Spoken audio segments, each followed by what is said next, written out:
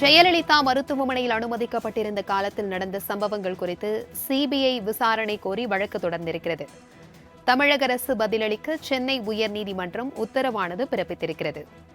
இதுகுறித்தான கூடுதல் விவரங்களுடன் இணைகிறார் எமது செய்தியாளர் கிருஷ்ணா. வணக்கம் கிருஷ்ணா. ஜெயலலிதா மரணம் தொடர்பாக சிபிஐ விசாரணை கோரி வழக்கு தொடர்ந்திருக்கிறது. இதுகுறித்தான முழு விவரங்களையும் பகிர்ந்துக்கோங்க. வணக்கம். உடல்நலக் குறைவு காரணமாக கடந்த 2016ஆம் ஆண்டு செப்டம்பர் 22ஆம் தேதி இரவு 10:25 மணிக்கு அப்போலோ மருத்துவமனையில் அனுமதிக்கப்பட்ட ஜெயலலிதா டிசம்பர் 5ஆம் தேதி காலை 11:30 மணிக்கு மரணமடைந்தார். இந்த காலகட்டத்தில் நடந்த சம்பவங்களில் நிறைய முரண்பாடுகள் இருப்பதால் உயர்நீதிமன்றத்தின் நேரடி கண்காணிப்பில் சிபிஐ விசாரணை நடத்த உத்தரவிட வேண்டும் என திருச்செந்தூரைச் சேர்ந்த அதிமுகவின் உறுப்பினரும் வழக்கறிஞருமான ராம்குமார் ஆதித்தன் சென்னை உயர்நீதிமன்றத்தில் ஒரு வழக்கு தாக்கல் செய்திருக்கிறார். இந்த மனு பொறுப்பு தலைமை நீதிபதி மகாதேவன் மற்றும் நீதிபதி முகமது ஷாபிக் அமர்வில் போது ஜெயலலிதா மரணம் தொடர்பாக எழுந்துள்ள சந்தேகங்கள் குறித்து புலன் விசாரணை நடத்த வேண்டும் என ஆறுமுகசாமி ஆணையம் பரிந்துரைத்த போதும் அந்த அறிக்கை மீது எந்த ஒரு நடவடிக்கையும் எடுக்கப்படவில்லை என்று மனுதார் தரப்பில் தெரிவிக்கப்பட்டது.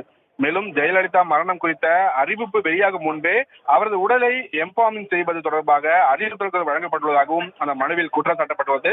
இதையடுத்து இந்த மனுவிற்கு 2 வாரங்களில் பதிலளிக்கும்படி தமிழக அரசுக்கு உத்தரவிட்ட நீதிபதிகள் வழக்கின் விசாரணையும் தள்ளி வைத்திருக்கிறார்கள். பிரபாதி. தகவல்களுக்கு நன்றி கிருஷ்ணா.